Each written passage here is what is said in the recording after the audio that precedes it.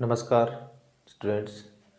आज हम पढ़ रहे हैं एक्सरसाइज 9.3। इसमें देखो आप ज्योमेट्रिक प्रोग्रेशन यानी जीपी के बारे में पढ़ने वाले हो। इससे पहले मैंने आपको 9.1 और 2 दोनों कंप्लीट करवा दिए। अब इसमें देखिए जीपी में क्या होता है। जीपी मैंने देखो आपको समझा दिया है पहले से, दोबारा जान लो आप।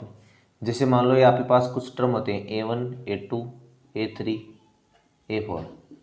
ये जीपी की फॉर्म होते हैं कब? जब आपके पास A2 और A1 का रेशियो, या A3 और A2 का रेशियो, या A4 और A3 का रेशियो, ये सारा क्या आएगा? बराबर आएगा। तो ये किस फॉर्म में कहलाएंगे? आपके जीपी की फॉर्म में कहलाएंगे।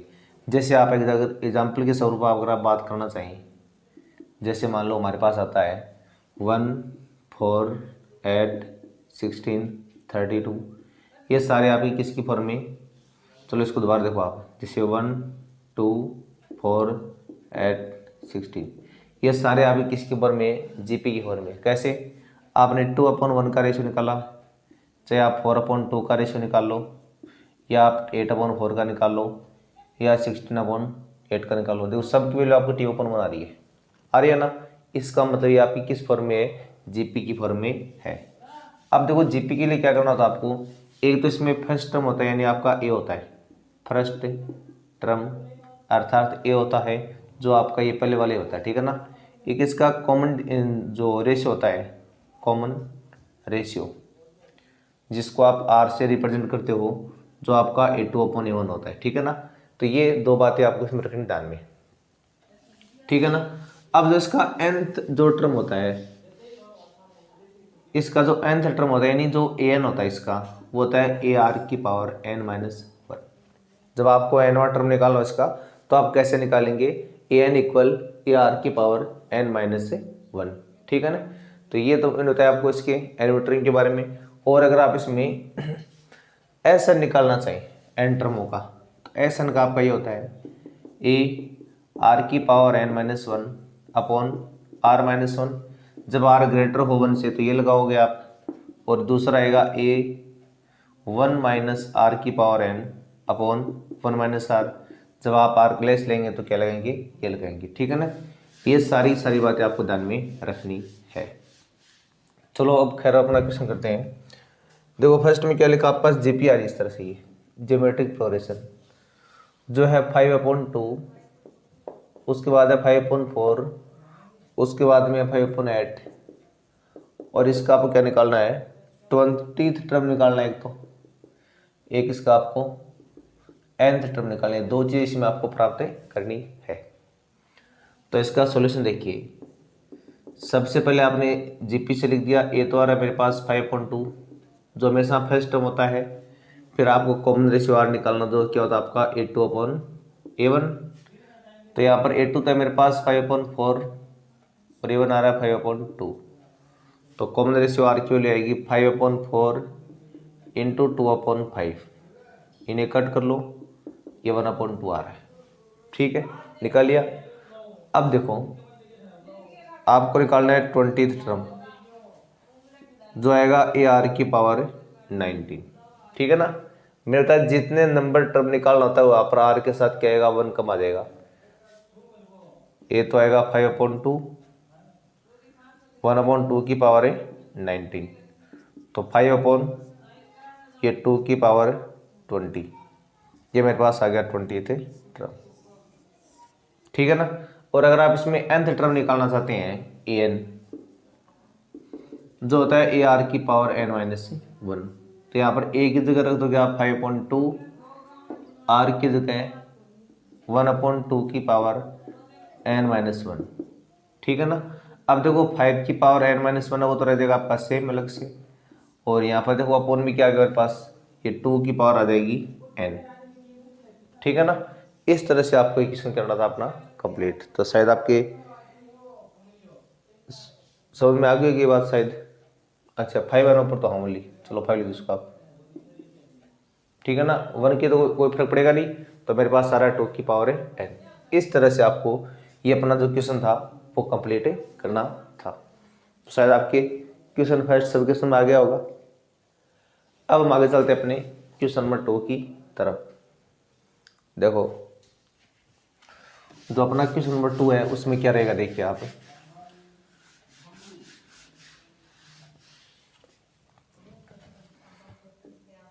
देखो इसमें क्या लिखा हुआ है कि आपको जीपी का निकालना है 8/12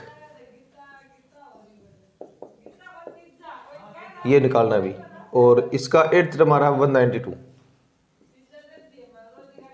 192 और इसका कॉमन रेशियो क्या आ रहा है 2 आ रहा है। ठीक है ना। अब देखो सबसे पहले मैं यहाँ पर ए फाइंड करना पड़ेगा क्यों आर तो पता है हमें। अब A8 का मतलब क्या होता है, AR की पावर 7 होता है, उधर आ रहा 192, जबकि आर आपको दे रखा है 2 पहले से, ए का पता नहीं हमें, तो यहाँ पर आ रहा है 2 की पावर कितनी 7, उधर आ रहा 192। अब देखिए ये जो ए आएगा मेरे पास वो 192 अपन क्या आएगा 2 की पावर 7। पहले एक बार आप 192 का पता लगा लो कि कितना क्या कुछ है ये। 2 से डिवाइड किया 91, 7 से क्या 13 और 13 से क्या 1। देखो सही लिखा है क्या मैंने, ये कोई दोबारा गड़बड़ कर दी इसमें, 96 आएगा सॉरी, ठीक है ना 96। और अब देखो 2 वापस से करेंगे तो क्या आएगा 48 आ जाएगा, वापस 2 से क्या 24, वापस 2 से क्या 12, वापस 2 से क्या 6, 2 से क्या 3, 3 से क्या 1।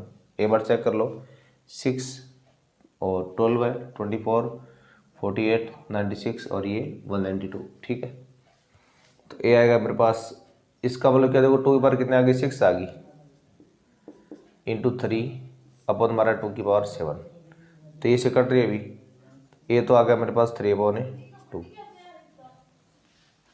ठीक है अब देखो हमें क्या करना है, ए तो हमने प्राप्त कर लिया, अब आपको निकालना क्या है A12 निकालना है, जिसका मतलब ए आर की पावर क्या होगी 11 होगी ना। ए की जगह रखना पड़ेगा आपको 3.2 और 2 का मतलब क्या होता है 2 है ही आपका पावर 11। अब देखो इसके बाद क्या करोगे आप, ये 3 से हमारा ये 2 की पावर 10 आ गई। अब 2 की पावर जो 10 होती है शायद इसका मतलब आप देखना मेरे चार्ज में ये 1024 होता है ये, ठीक है ना। इनको फिर आप मल्टीपल करो दोनों को, 12 है कैरी 1 और 6 और 1 हो गए 7, 0 और 3। इस तरह से जो आप अपना 12th टर्म है वो फाइंड कर सकते हो। शायद ये बात आपके सब क्वेश्चन में आ गई होगी, ठीक है ना। अब देखो आप नेक्स्ट अगला क्वेश्चन, अब देखो क्वेश्चन नंबर 3 उसको देखिए आप सारी। देखो 3 नंबर में ये आ रहा है हमारे पास अभी क्या, इस मतलब आपके पास कोई ज्योमेट्रिक प्रोग्रेशन है और उसका जो 5th और 8th टर्म आपको दोनों दे रखे हैं। मतलब मेरे पास क्या है अभी ए 5th टर्म है वो आ रहा है कितना P, और जो 8th टर्म है वो आ रहा है कितना Q आ रहा है, और जो आपका A 11th टर्म वो आ रहा है आपका S। अब आपको इसमें देखो प्रूव क्या करना है, आपको यहाँ पर अभी प्रूव करना है आपको प्रूव करना है क्या कि जो क्यू स्क्वायर इक्वल है ना वो क्या आएगा आपका पी एस के इक्वल आएगा। ठीक है देखो इसका सॉल्यूशन आप, यानी गिवन हेयर सबसे पहले देखो आपको यहाँ पर ही दिया गया है, यानी जो मेरे पास A5 है वो तो आ रहा P, यानी ए आर की पावर 4 इक्वल क्या हो गया P हो गया। अब ए आर की पावर 4 आने का मतलब ये हुआ, इसको आप इक्वेशन फर्स्ट मान लो पहले एक बार। अब देखो दूसरा, फिर देखो मेरे पास क्या आ रहा है A8 आ रहा है, A8 जो आ रहा है Q, ये इक्वेशन 2 आ गई। उसके बाद देखो हमें क्या करना है अभी, जो A11 दे रखा आपको कितना S, ए आर की पावर 10 इक्वल आ रहा है S थर्ड, ठीक है ना। अब देखो आपको प्रूव क्या करना है कि क्यू स्क्वायर इक्वल क्या आएगा PS आएगा। अब देखो आपने लिया इसका LHS का मिलेंगे पहले आप, ठीक है ना एक बार, तो LHS के लिए देखो आपको क्या करना पड़ेगा, ये क्यू का स्क्वायर करना पड़ेगा। तो या तो आप ये मतलब LHS से RHS ले या फिर आप RHS से LHS ले हो। तो ऐसा करते हैं हम, चलो RHS से LHS ले आते हैं, ठीक है ना। तो देखो इन दोनों को मेरे को मल्टीप्लाई करना पड़ेगा। तो लिखा मैंने multiply equation first and third. देखो फर्स्ट और थर्ड को मल्टीपल कराओगे तो AR की पावर 4 डॉट AR की पावर 10, उधर आ रहा है मेरे पास P और ये S, ये A स्क्वायर हो गया है, AR की पावर 14, उधर आ रहा है PS। अब इसको मैं मान लूँगा AR की पावर 7 का होल स्क्वायर, उधर आ रहा है PS। अब देखो जो AR की पावर 7 होता है वो आप देखो इससे क्या होता है, Q होता है ये, तो ये आ गया Q स्क्वायर इक्वल आ रहा है PS, जो आपने बाई इक्वेशन नंबर 2 से लिखा है हैंड से, और ये इसमें क्या करना था, आपको प्रूव करना था, ठीक है। तो शायद ये बात आपके समझ में आ गई होगी। ओके, अब देखो हम आगे क्वेश्चन नंबर 4 की बात करते हैं। तो देखो 4 नंबर क्वेश्चन में क्या करना है।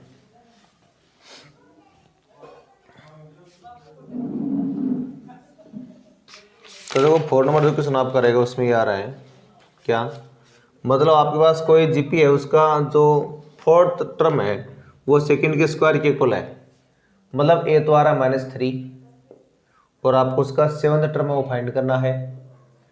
इसके अलावा देखो अकॉर्डिंग टू क्वेश्चन मेरे पास क्या आ रहा है, अकॉर्डिंग टू क्वेश्चन यानी क्वेश्चन के अकॉर्डिंग आपके पास क्या आ रहा है, जो फोर्थ टर्म है यानी A4 है वो ए सेकंड के स्क्वायर के इक्वल आ रहा है, ठीक है ना। अब A4 का मतलब होता है AR की पावर 3, ये AR का होल स्क्वायर, तो ये AR की पावर 3, ये A स्क्वायर R की पावर स्क्वायर आ गई। देखो दोनों तरफ आपने एक तो ये A कैंसिल कर दिया और एक आपने ये R स्क्वायर कैंसिल कर दिया, यानी R इक्वल क्या आ गया मेरे पास, A आ गया। अब देखो जब A पता है तो आपका R भी कितना हो जाएगा, -3 हो जाएगा। अब आपको 7th टर्म फाइंड करना है, तो A 7th का मतलब होता है AR की पावर 6, तो A की जगह तो आ रहा -3, R का मतलब ये है -3 की होल पावर 6, अभी आ गया -3 की होल पावर 7। अब देखो इनको जब आप आगे एक्सपेंड करोगे तो ये आपका होता है -2187, ठीक है ना। तो इस तरह से आपको ये क्वेश्चन को कंप्लीट करना था। उसके बाद देखिए आप आगे क्वेश्चन नंबर 5। तो देखो इसमें आपको क्या दिया गया, एक जीपी दी गई है और उसमें पूछा कि इसका कौन सा टर्म है लास्ट वाला, उसका आपसे नंबर पूछा है, ठीक है। तो देखो इस यहाँ पर मैंने लिख दिया, जो A तो आ रहा है मेरे पास वो तो 2 आ रहा है, R जो आएगा आपका वो 2/1 होता है, तो 2√2/2 कैंसिल करो, R इक्वल आ रहा है √2, और जो आपका लास्ट टर्म है AN वो 128 आ रहा है। एन आपको क्या करना है, यहाँ पर भी फाइंड करना है। तो देखिए आप जानते हैं एन होता है आपका AR की पावर n-1, तो एन तो आ रहा है आपका 128 और यहाँ पर जो A है मेरे पास वो आ रहा है 2 और R आपके पास क्या भी √2 है, तो उसकी होल पावर n-1। अब देखो सबसे पहले आप इस 2 को इधर ले आओ, 128/2, उधर आ √2 की पावर n-1, तो ये 64 आ रहा है, उधर √2 की पावर है n-1। अब ये देखो 2 की पावर 6 होती है और इसको आप ले देखिए 2 की पावर n-1/2 लिख दोगे आप इसको, क्योंकि रूट का मतलब पावर हाफ होती है, बेस सेम कट गए दोनों, और 6 किसकी इक्वल आ रही है, n-1/2 की इक्वल आ रही है। अब देखो इसको मल्टीपल करने पर n-1 आएगा आपका 12 की इक्वल, और n आपका आ गया 12 + 1, n मेरे पास क्या आ गया 30, ठीक है ना। तो ये इस तरह से आपको कंप्लीट करना था और बाकी इसके सारे आप क्या करेंगे, खुद करेंगे, ठीक है ना। अब उसके बाद देखो आप क्वेश्चन नंबर है 6। देखो 6 में क्या दिया गया आपको,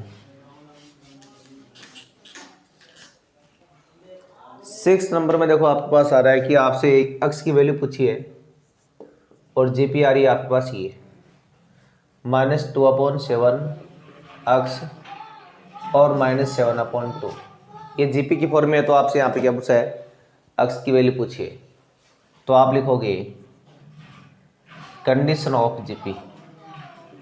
देखो जीपी की कंडीशन क्या होती है, मैंने बता दिया कि जब आप A2 चाहे A1 का रेशियो निकाल लो या चाहे आप A3 और A2 का रेशियो निकाल लो, वो क्या आएगा आपका सेम आता है। इनको पहले आप बीसीएम करा दो। तो A2 स्क्वायर किसके को ला रहा है, A1 डॉट A3 के। तो यहाँ पर A2 है मेरे पास x का स्क्वायर, A1 माइनस का 2/7, A3 माइनस का 7/2।